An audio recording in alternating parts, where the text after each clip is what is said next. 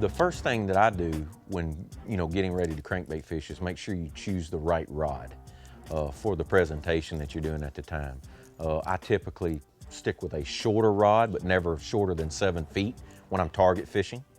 And I'll go as long as an 8-foot one when I'm out in the open water and making long casts.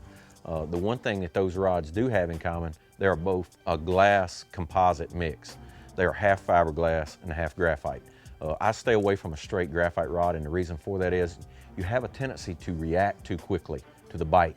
When that fish comes up there and gets that bait, I want him to have it completely engulfed before I feel him.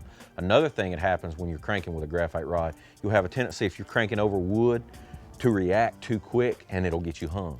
That softer rod, a little duller. A lot of times, not feeling the bait is better than feeling it. It's not like bottom fishing, where you're trying to stay in tune with your bait. If a fish picks up a jig, of course, I want a graphite rod. I want to know immediately that he's got it in his mouth.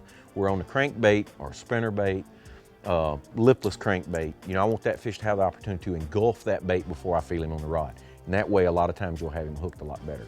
The other deal is that softer rod, that composite rod, when they're jumping, it's not as apt to tear the hooks out of the fish. That's probably the biggest key to me in cranking is staying with a glass graphite mix on the rod and not using a straight graphite rod.